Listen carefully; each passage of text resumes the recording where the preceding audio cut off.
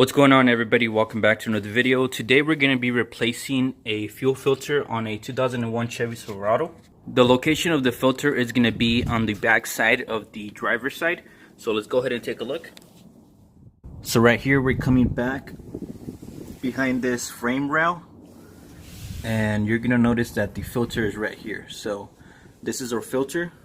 There is two nuts on each side that you need to loosen to remove it.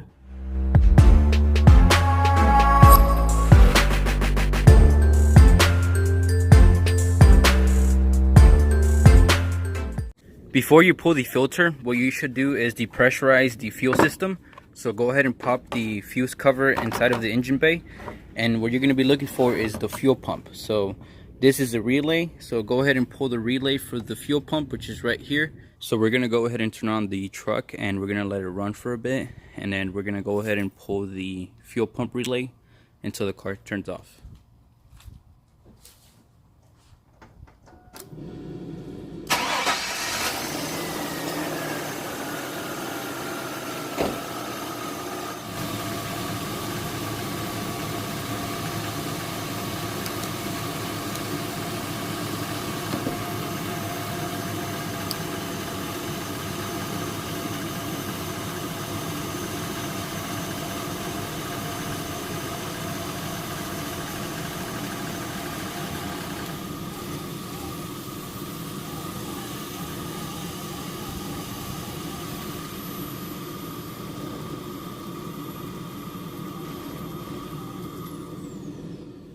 Now that your vehicle has turned off, you can go ahead and remove the filter.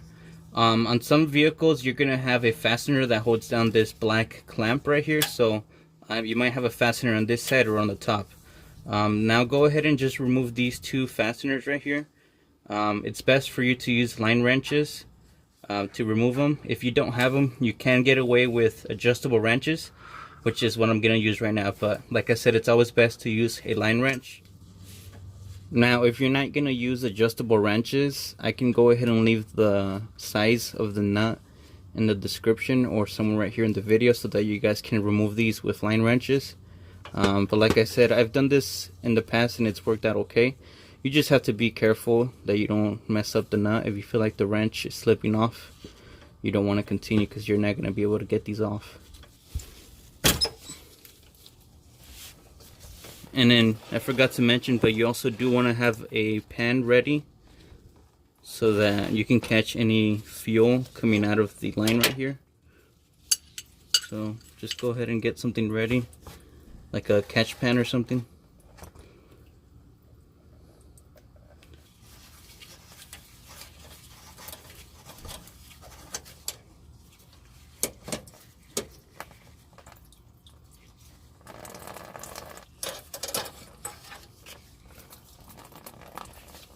If you guys pay attention to this line right here, you're going to see the small O-ring.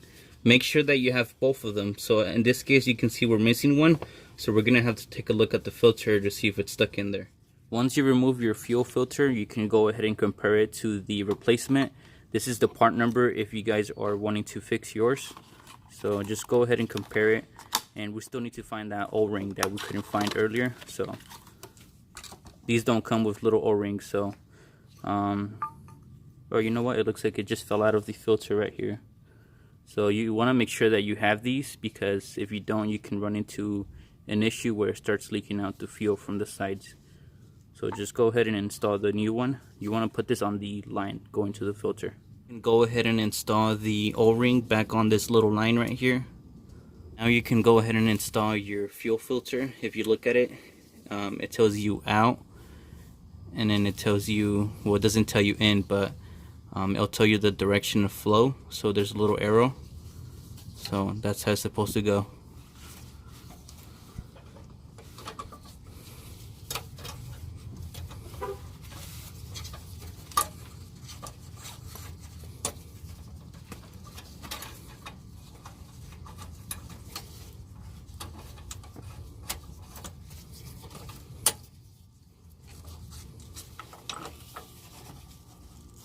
Once you installed your fuel filter, you can go ahead and install the relay for the fuel pump. And then what you want to do next is go inside the vehicle and turn the key to the on position.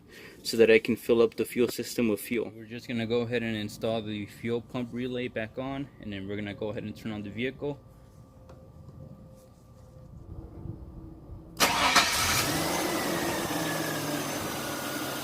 Before we send the vehicle out, we're gonna go ahead and double check everything. So as you guys can see, there's nothing leaking.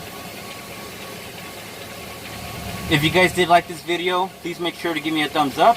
I hope everybody has an awesome day, and I will see you guys all in the next video.